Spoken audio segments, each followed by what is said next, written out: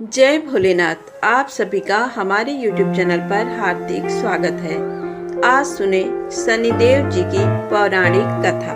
राजा विक्रमादित्य और शनिदेव महाराज की कहानी। एक पौराणिक कथा के अनुसार एक बार सभी नवग्रहों सूर्य, चंद्र, मंगल, बुध, बृहस्पति, शुक्र, शनि, राहु और केतु में विवाद छिड़ गया कि इनमें सबसे बड़ा कौन है। सभी का दावा था कि वही सर्वोत्तम है। जब वे वापस में निर्णय नहीं कर सके तो देवराज इंद्र के दरबार में उनसे इस पर फैसला देने के लिए कहा। इंद्र इस स्थिति से डर गए और उन्होंने कहा कि वे इस पर फैसला लेने में सक्षम नहीं हैं। साथ ही उन्होंने उस समय पृथ्वी पर राज कर रहे राजा विक्रमादित्य की योग्यता और न्यायप्रियता का जिक्र करते हुए उनकी सलाह लेने के लिए कहा। इस पर सभी ग्रह राजा विक्रमादित्य के पास पहुंचे और उन्हें अपना विवाद बताते हुए निर्णय के लिए कहा। ग्रहों की बात सुनकर राजा काफी चिंतित हो उठे, क्योंकि वे जानते थे कि जिस किसी को भी छोटा बताया वही रुष्ट हो जाएगा। अब राजा ने युक्ति निकाली।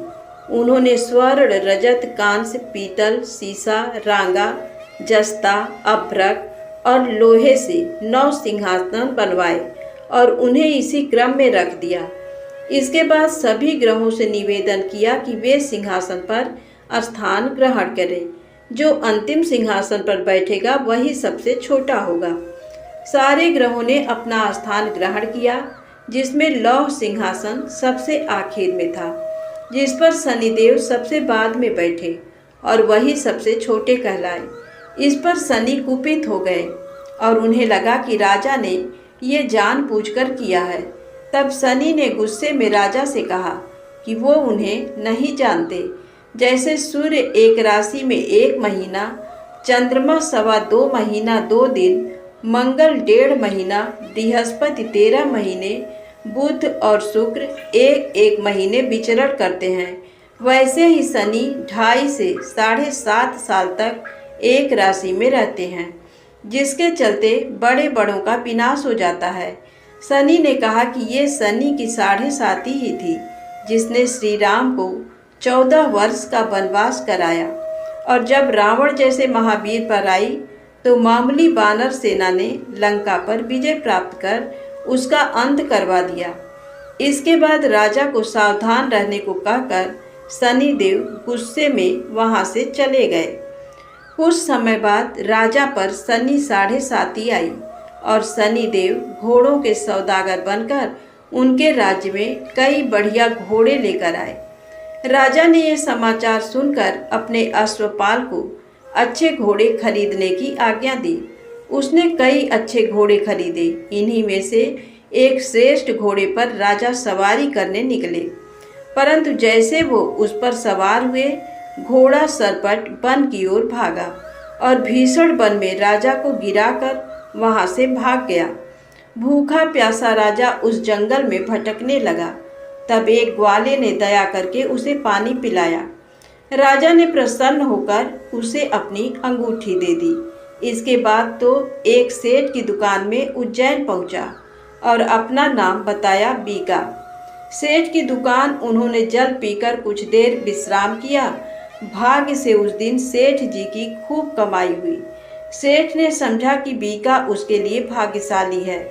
वो उसे खाना खिलाने अपने साथ घर ले गया, जहाँ खूंटी पर एक हार टंगा था।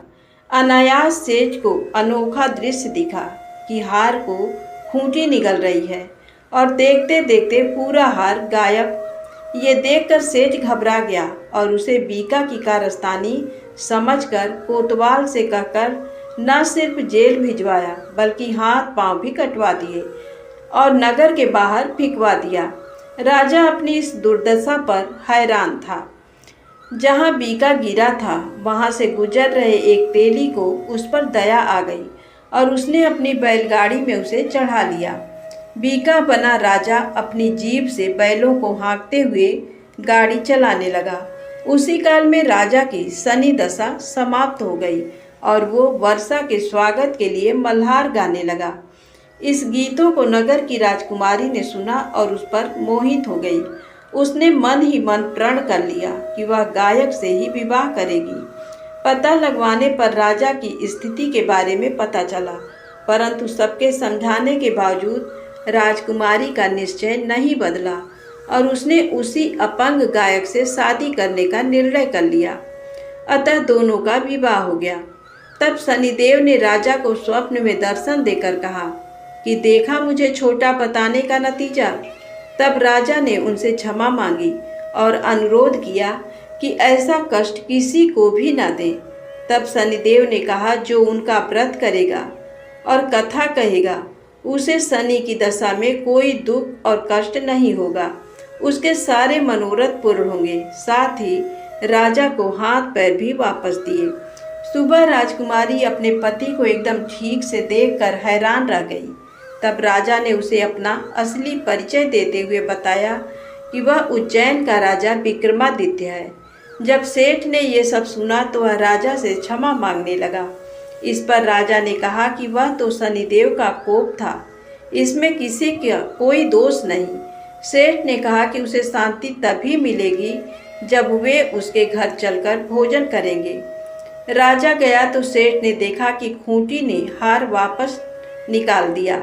सेठ ने अपनी कन्या का विवाह भी राजा से कर दिया। इसके बाद अपनी दोनों पत्नियों के साथ राजा उज्जैन नगरी आए, जहां नगरवासियों ने उनका भव्य स्वागत किया। नगर आगमन के उत्सव पर राजा ने घोषणा की कि उन्होंने शनिदेव को सबसे छोटा बताया था, जो कि गलत है।